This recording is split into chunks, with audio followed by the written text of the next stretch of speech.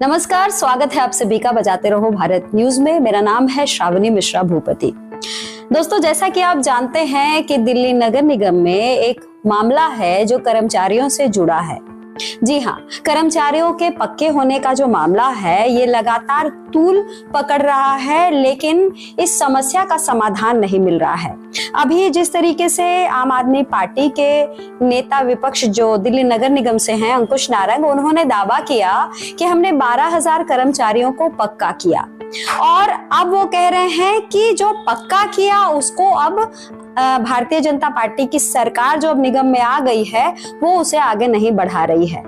तो आज हम थोड़ा समझने की कोशिश करेंगे कि ये नगर निगम के जो कर्मचारी हैं उनको पक्का करने की असल प्रक्रिया क्या होती है, क्योंकि सदन में जो प्रपोजल आता है, जो प्रस्ताव आता है, वो प्रस्ताव भी तभी पक्का माना जाता है जब वो प्राइवेट ना होकर सरकारी हो। तो आइए हम इस पूरी प्रक्रिया को समझते हैं। अभी हमारे साथ दिल्ली नगर निगम स्टैंडिंग कमेटी चेयरमैन पूर्व संदीप कपूर जुड़ेंगे और वो बताएंगे कि आखिर असल प्रक्रिया क्या होती है और कर्मचारी किस तरीके से गुमराह हो रहे हैं। श्रावणी जी, आपके सभी दर्शकों को मैं नमस्कार कहता हूँ। और निगम और उसके कर्मचारी ये रीढ़ की हड्डी है। निगम का काम है मोटा मोटा साफ सफाई करना और बहुत सारे ऐसे छोटे काम देखना, और इसमें अगर कोई एक वर्ग इसमें सबसे ज़्यादा सहयोगी है तो वो हमारे निगम के हमारे सफाई कर्मचारी हैं।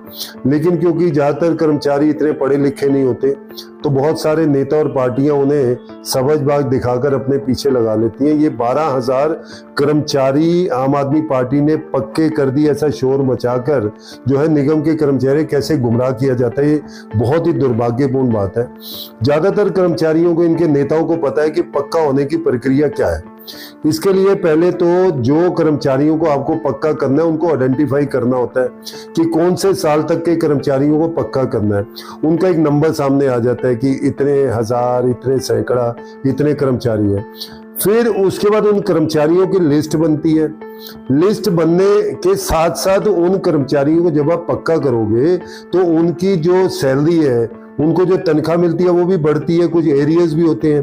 तो उतने पैसे का अरेंजमेंट, सिर्फ कागज का टुकड़ा देना कि आप पक्के हो गए, इससे नहीं। कर्मचारी क्यों पक्का होना चाहता है कि उसकी जो उसकी नौकरी है वो पक्की तो हो, जिससे उसे पता हो कि मुझे बार बार यहाँ धक्के नहीं खाने और मुझे हर महीने तनख्वाह मिलेगी और बड़ी तनख्वाह मिलेगी। असली मोटिव तो ये है ना उसका। तो इसलिए पैसे का अरेंजमेंट करना, जब वो कर्मचारी पक्का होगा और लगातार उसको वो पेमेंट करनी है तो कर्मचारी को हर महीने उसकी तनख्वाह मिलनी, इसके लिए पैसे का अरेंजमेंट है।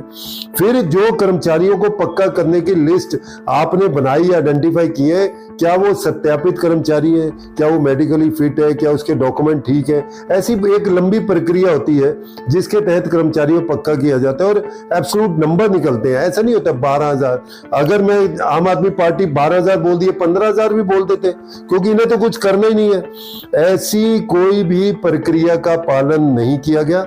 आम आदमी पार्टी ने जाते जाते एक इनके मेंबर ने एक प्राइवेट बिल कि हम चाहते हैं कि 12,000 कर्मचारी पक्के हो जाए या इन्हें पक्का कर दिया जाए। इससे थोड़ी ना होता है, ये पूरी प्रक्रिया होती है।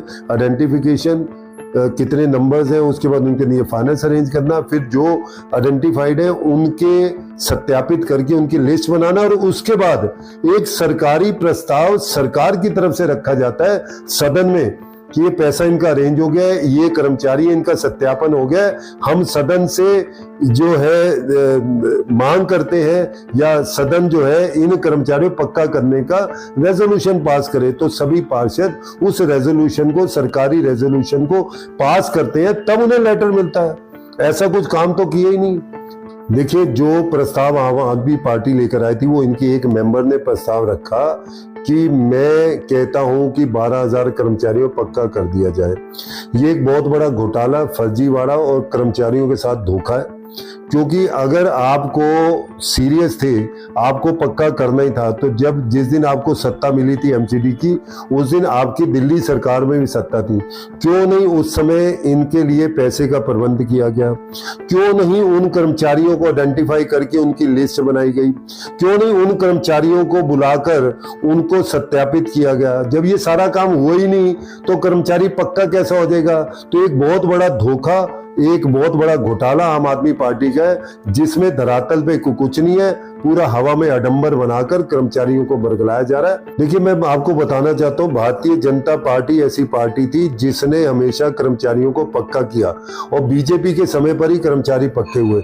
आज हमारे सांसद योगेंद्र चंदोलिया, जब वो स्टैंडिंग कमेटी चेयरमैन थे, 7000 कर्मचारियों को पक्का किया गया था। उसके अलावा जो है बाद में 2012-13 में भी 5000 कर्मचारियों को पक्का किया गया था। लेकिन उसके बाद तो सिर्फ करुणामूलक और जो लेफ्ट आउट केसेस थे उनको हम लगातार, जो छूट गए थे उनको हम अपने कार्यकाल में उसके बाद भी लगातार पक्का करते आ रहे हैं। और आज भी वो प्रक्रिया जारी है जो करुणामूलक के है। आज भी एक 2500 के करीब की लिस्ट है, जिसपे कमिश्नर साहब से हमारे जो मेयर है राजा इकबाल जी, हमारे नेता सदन जो है प्रवेश वाही जी, और हमारी चेयरमैन है स्टैंडिंग कमेटी की सत्य शर्मा जी, इन्होंने अभी रिसेंटली मीटिंग करके उस पे जो है सारी योजना बनाई है। जल्दी वो पक्के होंगे। मैं ये कहना चाहता हूँ, ये जो जितने भी कर्मचारी हमने पक्का किए थे, ये कोई प्राइवेट रेजोल्यूशन नहीं आया था कि हमारा मेंबर खड़ा होकर उसने कागज पेश कर दिया था। इसके ऊपर पूरी प्रक्रिया का पालन हुआ था, कर्मचारियों का आइडेंटिफिकेशन हुआ, उनकी लिस्ट बनी, फाइनेंस अरेंज किया गया, और उसके बाद उन सभी कर्मचारियों का सत्यापन करके उनकी फाइलें बनी। उन फाइलों पे जो नाम थे उसका सरकारी तौर पर कमिश्नर की तरफ से एक प्रस्ताव हाउस में लाया गया, और भारतीय जनता पार्टी के पार्षदों ने उस प्रस्ताव को पास करके हाउस में फिर इन कर्मचारियों को पक्का किया। तो पूरी प्रक्रिया का पालन हुआ, तब जाके कर्मचारी पक्के हुए थे। पहले भी बीजेपी ने पक्के किए थे और आगे भी बीजेपी ही इन कच्चे कर्मचारियों को पक्का करेगी। इस पे हम काम कर रहे हैं और इस पे जो है पार्टी संकल्पबद्ध है, और कर्मचारियों के लिए जो भी अच्छे काम है हम करेंगे और जितनी जल्दी हो सकता है करेंगे। असल में अगर कर्मचारी को पक्का करने के लिए कोई प्रस्ताव आ रहा है तो वो प्राइवेट ना होकर सरकारी होना चाहिए, क्योंकि सरकारी प्रस्ताव के साथ वो सारी चीजें जुड़ी होती है जो कि कर्मचारियों को पक्का करने की फाइनल प्रक्रिया जिसे हम कह सकते हैं। तो इस पूरे वीडियो से आपको जो जानकारी मिली है, मैं चाहूंगी कि इसको आगे भी शेयर करें, ताकि दूसरे कर्मचारियों को भी पता लगे कि आखिर पक्का होने की असल प्रक्रिया क्या होती है। साथ ही मैं कहूंगी कि जितने लोग जो YouTube के जरिए देख रहे हैं, अगर उन्होंने चैनल को सब्सक्राइब नहीं किया है तो कर लीजिए, क्योंकि एमसीडी से जुड़ी सारी खबरें आपको सिर्फ बजाते रहो भारत न्यूज पर ही मिलेगी। क्योंकि कर्मचारियों जो खास करके पीड़ित हैं, उनसे जुड़े मुद्दे सिर्फ और सिर्फ बजाते रहो भारत न्यूज ही उठाता रहा है और आगे भी उठाता रहेगा। साथ ही फेसबुक चैनल से देख रहे हैं तो फॉलो कीजिए। अगर ये खबर आपको पसंद आ रही हो तो प्लीज लाइक भी करिए, और इस पूरे प्रकरण के बारे में आपका क्या कहना है उसे लेकर आप कमेंट भी जरूर कीजिएगा। नमस्कार।